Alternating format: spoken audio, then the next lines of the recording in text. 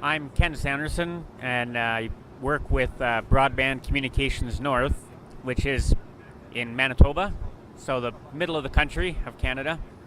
And we work with a lot of the communities where we work with over 50 First Nation communities that are remote, rural, or, well, basically all over the country. So some of them are purely satellite dependent. Others, have access to fiber. But one of the challenges that we've seen, and it is broader than just our sector, it's there's a tendency when there are issues or things or challenges, there's a tendency of government to basically give money to big private corporations instead of giving it to community-based initiatives or to nonprofits or things like that. So what that, whether that can change or not, I mean, obviously in an ideal world it would.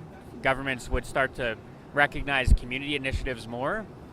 But even outside of that change, I think if there was a way to create or some sort of a funding source of capital for community initiatives, maybe it could be something that people from around the globe contribute to.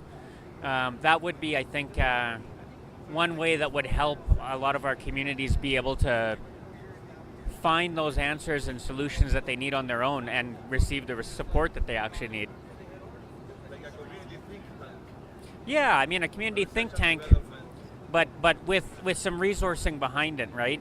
I mean, there's a lot of these well-meaning philanthropists around the world. You got the Bill Gates of the world, but I don't know how much or to what degree they understand where all the opportunities for them are to help.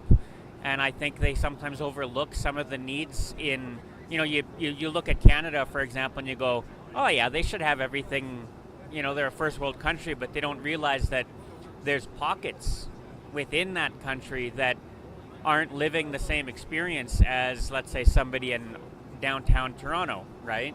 Like I know that the community I'm from, there was only plumbing there in 1990s. You used to have to use a pail, right, and a little curtain. So there's a lot of variances in a country as big as Canada, and I think those pockets are getting overlooked. Kind of like what we talked about earlier, where you said, there's voices being forgotten, and I think that's really the challenge.